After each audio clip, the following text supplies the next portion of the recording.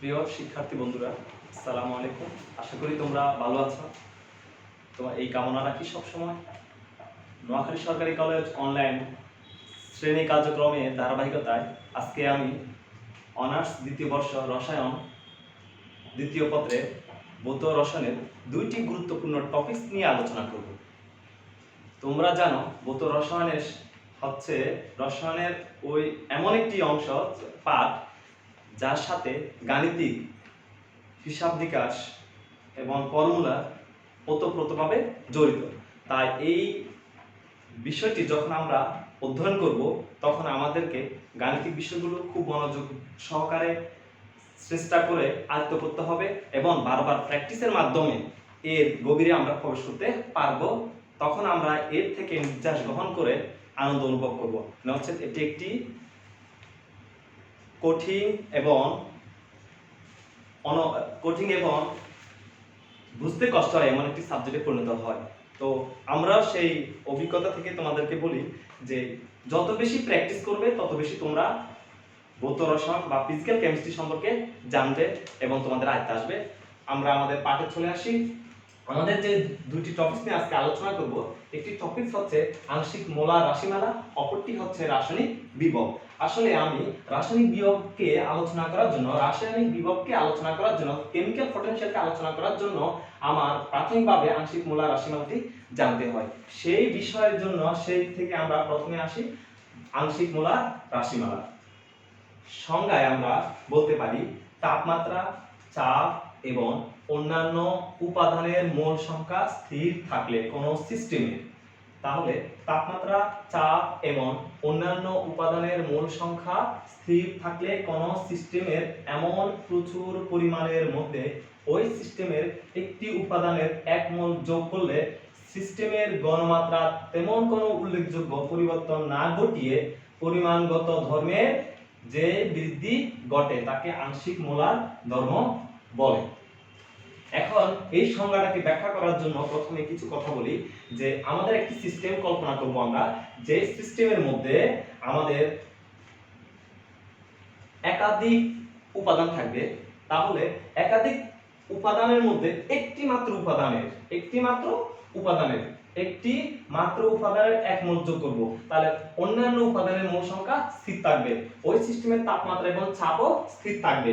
যদি একটি সিস্টেমের মধ্যে একাধিক উপাদান থাকে তাহলে ওই উপাদানগুলোর মধ্যে একটি মাত্র উপাদানের মোল সংখ্যা পরিবর্তন করব, বাকিগুলো স্থির থাকবে। এই অবস্থায় যদি সিস্টেমের গণমাত্রা তেমন কোনো উল্লেখযোগ্য পরিবর্তন না ঘটে তাহলে পরিমাণগত ধর্মের, ওই সিস্টেমের পরিমাণগত ধর্মের যে বৃদ্ধি ঘটে তাকে আংশিক মোলার ধর্ম বলে। এখন এখানে আরেকটি গুরুত্বপূর্ণ বিষয় হচ্ছে পরিমাণগত ধর্ম কি। আমরা জানি ভৌত রসায়নের দুটি ধর্ম নিয়ে আলোচনা করা হয়, একটি হচ্ছে পরিমাণগত ধর্ম আর একটা হচ্ছে প্রকৃতিগত ধর্ম। প্রকৃতি মানে হচ্ছে যেখানে বস্তুর ভরের উপর বস্তুর ধর্ম, যে ধর্মগুলো নির্ভর করে না, যেমন তাপমাত্রা, ঠিক ঘনত্ব, এই বিষয়গুলো, সান্দ্রতা, এগুলো বস্তুর ভরের উপর নির্ভর করে না বা পরিমাণের উপর নির্ভর করে না, এগুলো বস্তুর প্রকৃতিগত ধর্ম। একইভাবে যে ধর্মগুলো বস্তুর ভরের উপর নির্ভর করে সেগুলোকে বলা হয় পরিমাণগত ধর্ম। তাহলে আংশিক মোলার রাশিমালার সাথে পরিমাণগত ধর্মের সম্পর্ক রয়েছে। তাহলে আমরা যদি এটাকে গাণিতিকভাবে বিশ্লেষণ করতে যাই তাহলে আমরা যে কোনো একটি তাপগতীয় রাশিমালা x বিবেচনা করব। তাহলে সিস্টেমের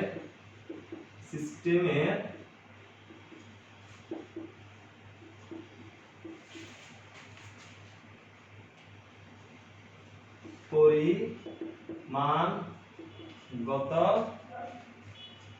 তাপগতীয় উপাদান x বিবেচনা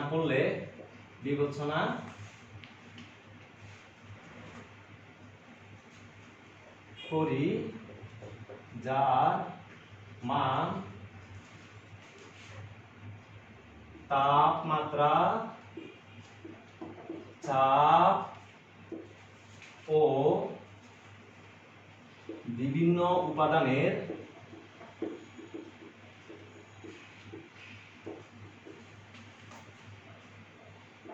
গঠনের উপর নির্ভর করে। তাহলে আমরা গাণিতিক ব্যাখ্যা শুরু করার জন্য আমরা সিস্টেমের পরিমাণগত তাপগতীয় একটি উপাদান x বিবেচনা করলাম, যার মানটা এই x এর মানটা, x যে কোনো একটা আরবিট্রারি সংখ্যা যা আমরা বের করব। তাহলে এই x এর মানটা আমার তাপমাত্রা, চাপ ও বিভিন্ন উপাদানের গঠনের উপর নির্ভর করে। এখন আমরা এই তাপমাত্রা, চাপ এবং বিভিন্ন উপাদানের উপর নির্ভর করে বিধায় আমরা x টাকে লিখতে পারি x function of temperature, pressure এবং উপাদানের সংখ্যা বিভিন্ন উপাদানের গঠনের উপর নির্ভর করে। তাহলে উপাদান n1 n2 n3 dot dot dot n i dot dot dot. তাহলে প্রিয় শিক্ষার্থী বন্ধুরা, আমরা এই যে উপাদানটি, তাপগতীয় উপাদানটি আমরা বিবেচনা করেছি, পরিমাণগত তাপগতীয় উপাদান x আমরা বিবেচনা করেছি সেটা আমাদের তাপমাত্রা, চাপ এবং উপাদানের গঠনের উপর নির্ভর করে বিধায় তাকে আমরা এই x টাকে আমরা তাপমাত্রা, চাপ এবং উপাদানের ফাংশন হিসাবে প্রকাশ করতে পেরেছি। এখন এই ফাংশনটাকে যদি আমরা পরিবর্তনশীল উপাদান, এগুলোকে তাপমাত্রা, চাপ এবং বিভিন্ন উপাদানকে আমরা পরিবর্তনশীল বিবেচনা করি, তাহলে তোমরা জানো এখানে আমরা ব্যবকলনীয় রূপ পাবো। তাহলে আমরা ব্যবকলনীয় রূপ হিসেবে লিখতে পারি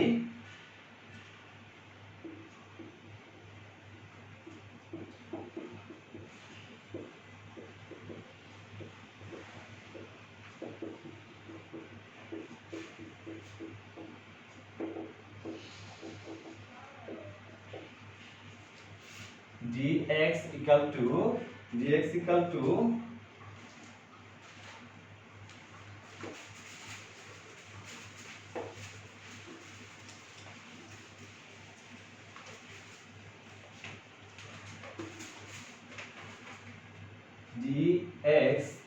to delta x by delta t এক কনস্ট্যান্ট ফি and এবং উপাদান সংখ্যা, এখন সমস্ত উপাদান সংখ্যাকে আমরা সংক্ষেপে প্রকাশ করতে পারি n i দিয়ে, অথবা আমরা লিখতে পারি 1 n1 n2 n3 dot dot dot, এখানে আমরা dt plus delta x by delta p এক constant t n1 n2 n3 dot dot dot plus এখানে হচ্ছে dp plus delta x by delta n1 d n1 p t n2 n3 dot dot dot plus delta x by n2, এখানে আমার p t constant n1 n3 dot dot plus এখানে আমার differential form of dn2 dot dot dot plus delta x by ni p t and j, that is j is not equal to I, to j and I dot dot dot। তাহলে তোমরা এটি হচ্ছে যে আমি যে x উপাদানটি বিবেচনা করেছিলাম তার ডিফারেনশিয়াল ফর্ম, তার আংশিক ব্যবকলনীয় রূপ, যখন আমি t p এবং উপাদান সংখ্যাকে পরিবর্তনশীল বিবেচনা করেছি। এখন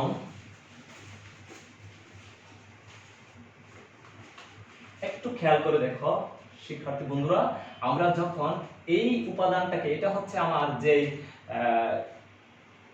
পরিবর্তনশীল যে তাপগতীয় ইয়েটি আমরা যে বিবেচনা করেছিলাম, যে তাপগতীয় প্রকৃতিগত ধর্ম, পরিমাণগত ধর্মটি আমরা বিবেচনা করেছিলাম, তার আংশিক অংশ অর্থাৎ পুরো অংশের যে কোনো একটি উপাদানের সাপেক্ষে তার পরিবর্তনটা হচ্ছে এই রাশিটি।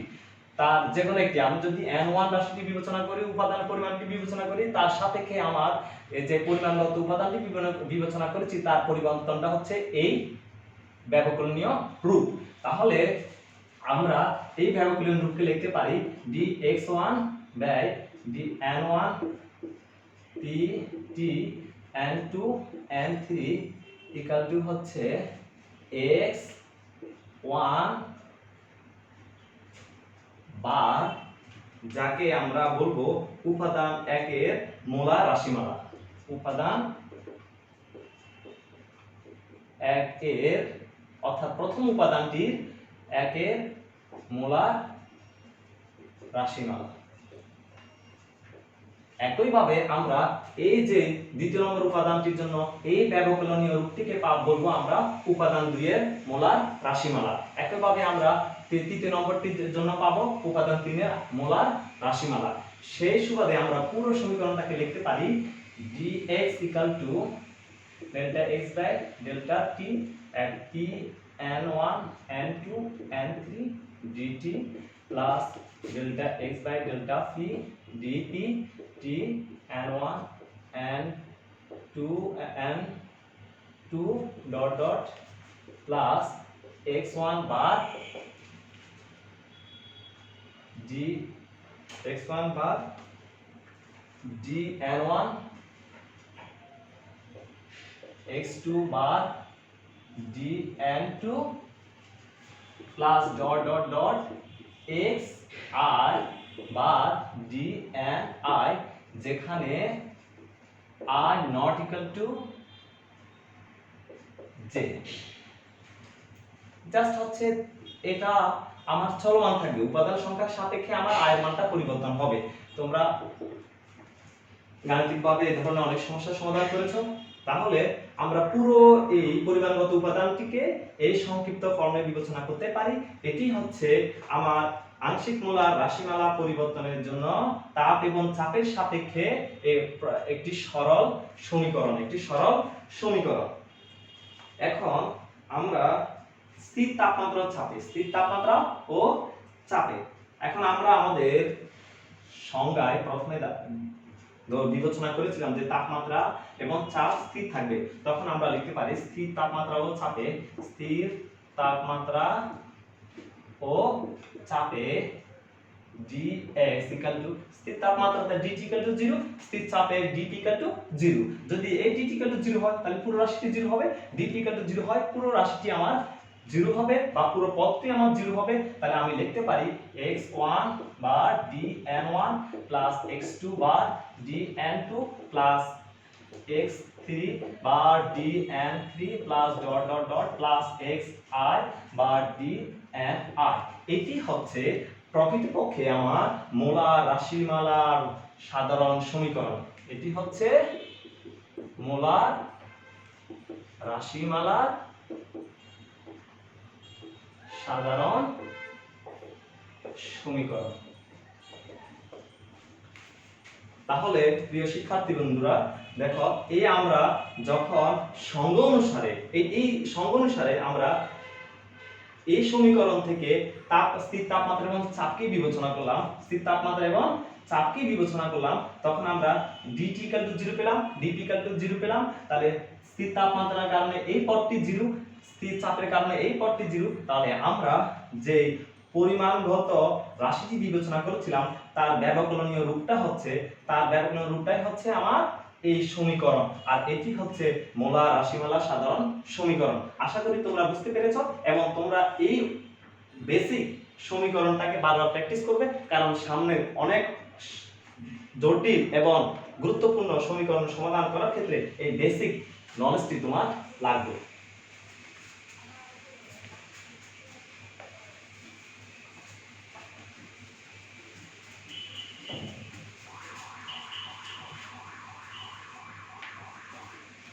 শিক্ষার্থী বন্ধুরা, আমরা ফিরে যাচ্ছি আমাদের দ্বিতীয় নম্বর টপিকস, যে টপিকস হচ্ছে আমাদের আজকের সবচেয়ে গুরুত্বপূর্ণ আলোচনার টপিকস। এখন সেই রাসায়নিক বিভবকে বিবেচনা করার জন্য আমাদেরকে মোলার রাশিমালার সাধারণ সম্পর্কে সাধারণত জানতে হয়। এই কারণে আমরা মোলার রাশিমালাটি প্রথমে আলোচনা করেছি। এখন আমরা রাসায়নিক বিভব নিয়ে আলোচনা করব।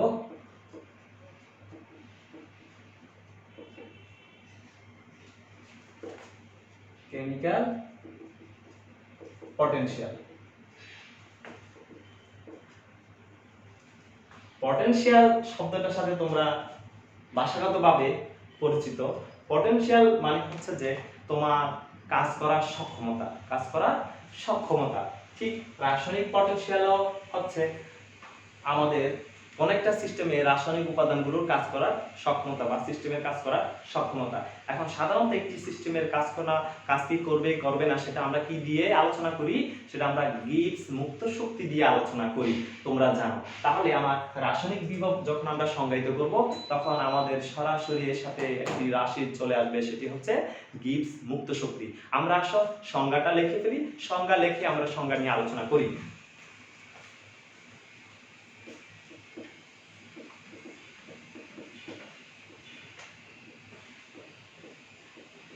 নির্দিষ্ট তাপমাত্রা ও চাপে কোন মিশ্রণের একটি উপাদানের কোন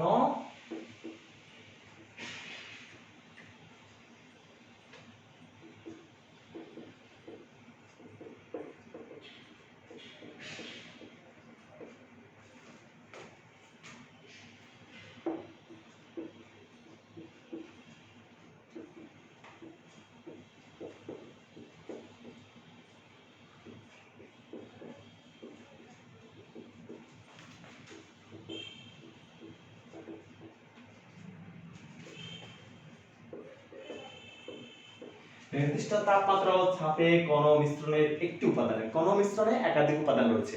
তাহলে তাপমাত্রা এবং চাপ যখন স্থির থাকবে তখন ওই মিশ্রণের একটি উপাদানের আংশিক মোলার মুক্ত শক্তি, আংশিক মোলার মুক্ত শক্তি। আচ্ছা বলো তো, মুক্ত শক্তি একটি কি ধরনের একটি উপাদান? এটি একটি পরিমাণগত উপাদান, পরিমাণগত উপাদান। তাহলে আংশিক মোলার রাশিমালার সাথে এই রাশিটির এই রাসায়নিক বিভবের সরাসরি সম্পর্ক রয়েছে। তাহলে আমরা আমাদের আবার ফিরে আসি সংজ্ঞাতে। নির্দিষ্ট তাপমাত্রা ও চাপে কোন মিশ্রণের একটি উপাদানের আংশিক মোলার মুক্ত শক্তিকে রাসায়নিক বিভব বলে, রাসায়নিক বিভব বলে। তাহলে আমরা রাসায়নিক বিভব বলতে কি বুঝি? রাসায়নিক বিভব বলতে আমরা বুঝি মিশ্রণের উপাদানের গঠনের পরিবর্তনের সাথে সাথে মুক্ত শক্তি অর্থাৎ গিবস মুক্ত শক্তি কি রকম পরিবর্তন ঘটবে। তাহলে রাসায়নিক বিভব বলতে আমরা বুঝি কি, মিশ্রণের একটি উপাদানের গঠনের পরিবর্তনের সাথে সাথে গিবস মুক্ত শক্তির কিভাবে পরিবর্তন ঘটবে সেটাই আমাদেরকে রাসায়নিক বিভব আলোচনা করে।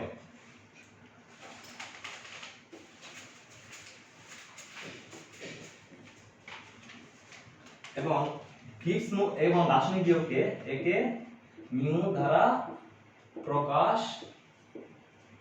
করা হয়। তাহলে আমরা সহজে লিখতে পারি, যেহেতু এক মিশ্রণের একটি উপাদানের বা মিশ্রণের একটি উপাদানের পরিবর্তনের সাথে সাথে গিবস মুক্ত শক্তির কি রূপ পরিবর্তন ঘটে সেটাই আমাদেরকে প্রকাশ করে রাসায়নিক বিভব দ্বারা। তাহলে আমরা এটাকে লিখতে পারি mu equal to delta G by delta N I, যেখানে আই এর মান একটি পরিবর্তনশীল। তাহলে আমরা লিখতে পারি স্থির তাপমাত্রা এবং চাপে আই, এখানে আমার আই এর মান হতে পারে n1 n2 n3 dot dot n I not equal to j। ওকে, তাহলে এইটাকে আমরা সংক্ষেপে লিখতে পারি জি আই বার।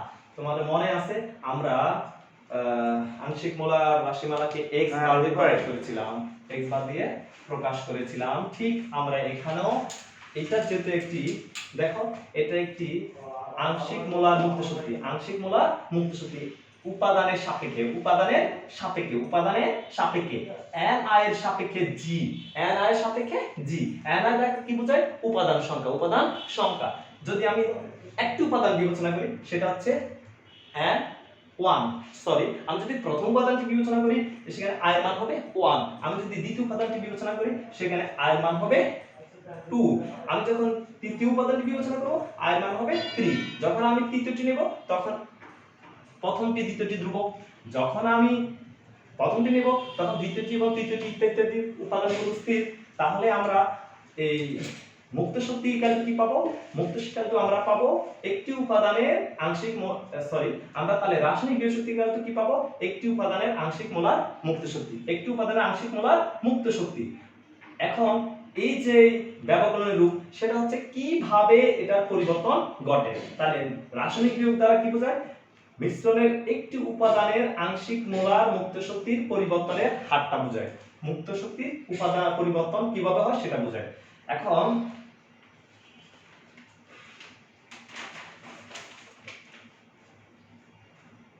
কোন একটা সিস্টেমে আমরা জানি কোন একটা সিস্টেমের ন্যূনতম মুক্ত শক্তিকে গিবস মুক্ত শক্তিকে সাপোর্ট করে, তাহলে রাসায়নিক বিভব ওই দিকে দাবিত হবে যেদিকে গিবস মুক্ত শক্তি হ্রাস পায়, গিবস মুক্ত শক্তি হ্রাস পায়। সেই বিবেচনা করে আমরা এই সমীকরণটাকে লিখতে পারি,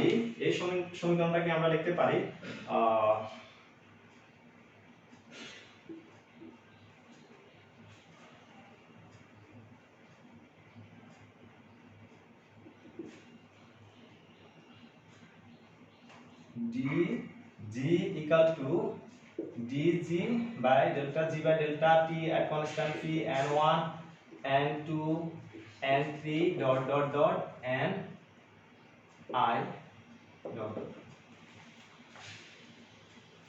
plus এখানে হচ্ছে dt dg dp at constant t dp n1 n2 dot dot n I dot dot plus dg by d n1 p t n2 n3 dot dot n I dot dot plus dg by d এখানে আমার differentiation form হচ্ছে dn1 n2 n3 dot dot ni dn delta n2 pt n1 n3 dot dot dot আর এখানে হচ্ছে dn2 plus dot dot dot. তাহলে দেখো তো এই ফর্মটা আর হচ্ছে আংশিক মোলার রাশিমালার ফর্মটা অর্থাৎ dx এর ফর্মটা আমাদের একই রকম না? একদম একই রকম, কোনো পরিবর্তন নাই। জাস্ট ওটা হচ্ছে যে কোনো একটি পরিমাণগত ধর্মের ধর্মকে বিবেচনা করে সেই ধর্মটা আমাদের জানা নাই, এই জন্য আমরা এটাকে x ধরলাম। আর এখানে আমার পরিমাণগত ধর্ম আমার হচ্ছে কি গিবস মুক্ত শক্তি, এই গিবস মুক্ত শক্তি আমাদের জানা আছে, এই জন্য এটাকে আমরা জি ধরলাম, এটাকে আমরা জি ধরলাম। তাহলে আমরা লিখতে পারি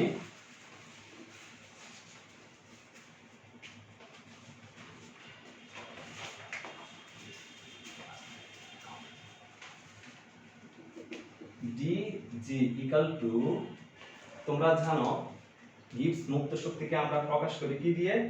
b dp minus s dt। তাহলে আমরা গিবস মুক্ত শক্তিকে যখন উপাদানের সাপেক্ষে বিবেচনা করে লিখব তখন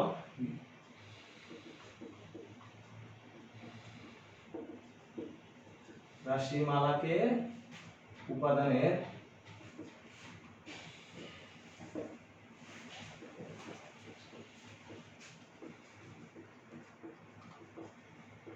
করে লিখতে পারি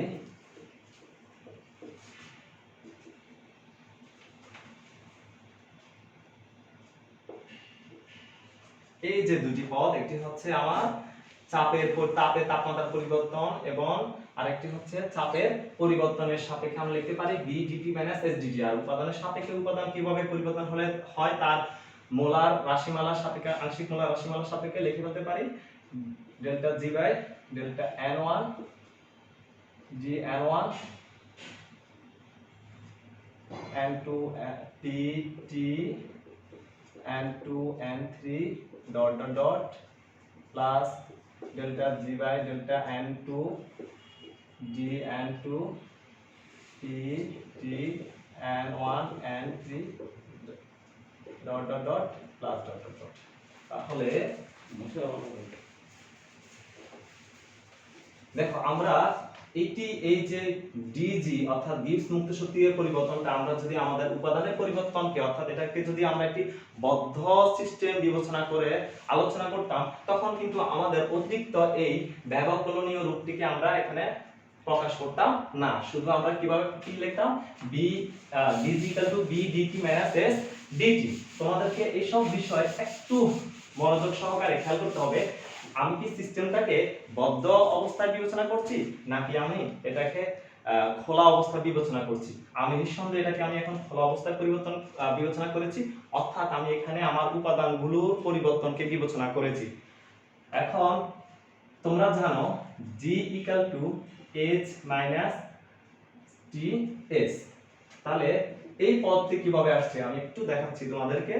যে শিক্ষার্থীবৃন্দ, dg ইকুয়াল টু আমরা জানি dh minus t ds minus s dt।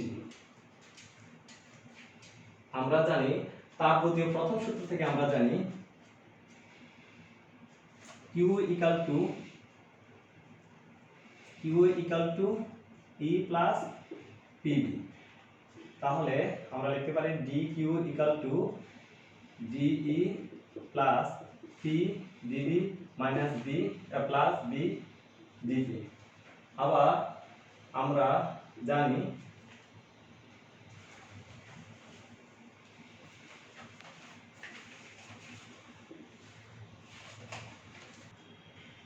তাহলে আমরা এই পদ দুটি অর্থাৎ এই রাশির এই পদ দুটিকে একটু আলোচনা করছি, যে তোমাদেরকে আবার স্মরণ করে দিচ্ছি। ডেল h ইকুয়াল টু হচ্ছে h equal to E plus PV। তাহলে আমরা এখানে ডিফারেনশিয়াল ফর্ম করে এটা পাই। তাহলে আবার আমরা জানি DE plus PdV equal to হচ্ছে dQ, তাহলে B dC। এটা হচ্ছে তাপ গতিবিদ্যার প্রথম সূত্র অনুসারে, তাপ গতিবিদ্যার প্রথম সূত্র অনুসারে। তাপ গতিবিদ্যার দ্বিতীয় সূত্র অনুসারে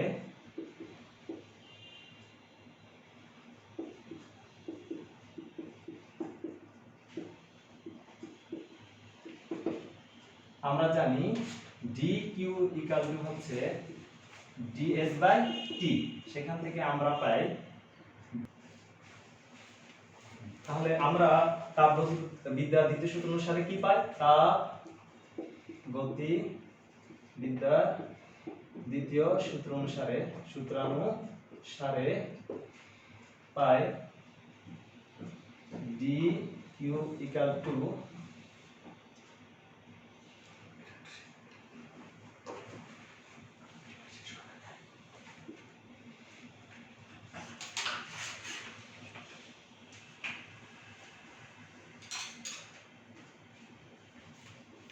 তাপগতিবিদ্যার দ্বিতীয় সূত্র অনুসারে আমরা পাই ds equal to dq by s equal to dq by t। সেখান থেকে আমরা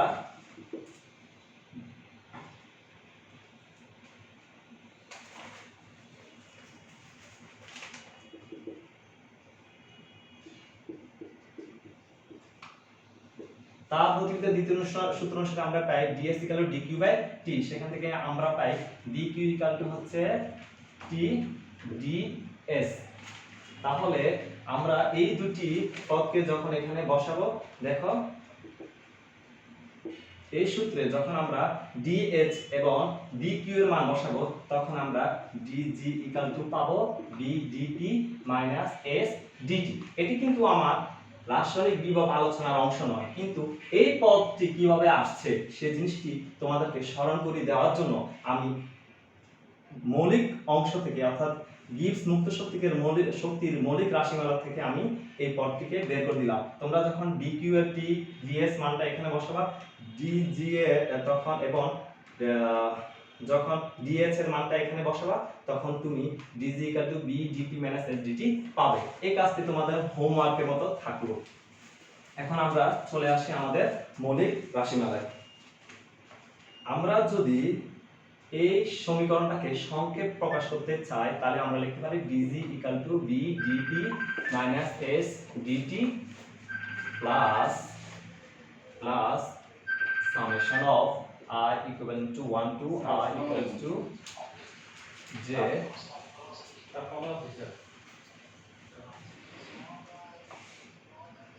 dg by dni যেখানে আমার p d স্থির থাকবে এবং যে নট ইকুয়াল টু আই। এটি হচ্ছে রাসায়নিক বিভবের একটি সাধারণ রাশিমালা। কিন্তু রাসায়নিক বিভব যখন আমরা সংজ্ঞায়িত করেছিলাম তখন আমরা স্থির তাপমাত্রা এবং চাপ বিবেচনা করেছিলাম। আর যখন আমরা কোন একটি বদ্ধ সিস্টেম বিবেচনা করব তখন আমার বদ্ধ সিস্টেমের জন্য dni এই পদটির মান শূন্য হবে। তাহলে বদ্ধ সিস্টেমের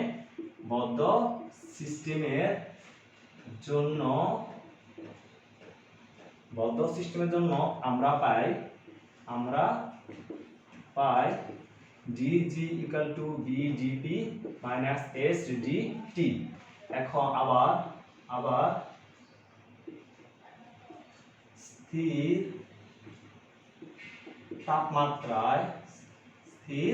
তাপমাত্রায়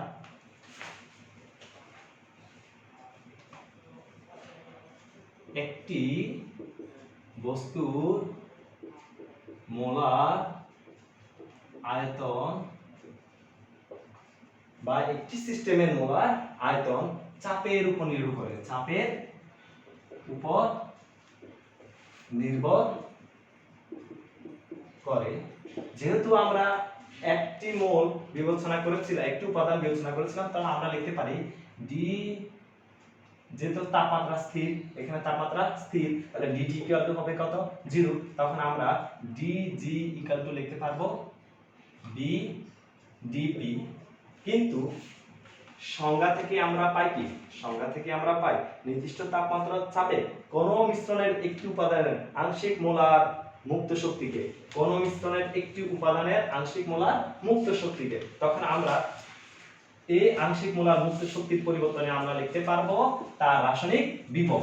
অর্থাৎ নির্দিষ্ট তাপমাত্রা চাপে কোন একটি মিশ্রণের একটি উপাদানের আংশিক মোলার মুক্ত শক্তিকে আমরা রাসায়নিক বিভব বলি। সেক্ষেত্রে আমরা মোলার মুক্ত শক্তির পরিবর্তনটাকে রাসায়নিক বিভব পরিবর্তন হিসেবে লিখতে পারি। অর্থাৎ dg এর পরিবর্তে লিখতে পারি d mu, আর এখানে লিখতে পারি d, যেহেতু স্থির তাপমাত্রা একটি বস্তুর মোলার আয়তন চাপের উপর নির্ভর করে, আর চাপ p ইকুয়াল টু হচ্ছে RT বাই, তাহলে আয়তন d ইকুয়াল টু হচ্ছে RT বাই p। তাহলে আমরা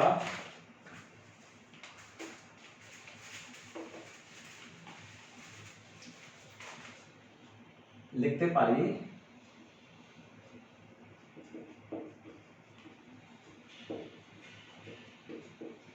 mu d mu equal to হচ্ছে RT বাই p dt। এখন আমরা যখন সীমার মধ্যে ব্যবকলন করব তখন আমরা পুরো সিস্টেমের জন্য রাসায়নিক বিভবের মানটা বের করতে পারবো। তাহলে আমরা মিউ নট থেকে মিউ তে আমরা ব্যবকলন করব সীমায় into RT dt by p। এখন আমরা পাই not equal to RT ln p, mu not plus RT ln p। এই সমীকরণটি হচ্ছে আমার বদ্ধ সিস্টেমে স্থির তাপমাত্রায় একটি উপাদানের জন্য রাসায়নিক বিভব। তোমাদেরকে খুব মনোযোগ সহকারে স্মরণ রাখতে হবে যে এই জিনিসটা হচ্ছে আমাদের গিবস মুক্ত শক্তির পরিবর্তন। কোন অবস্থায়?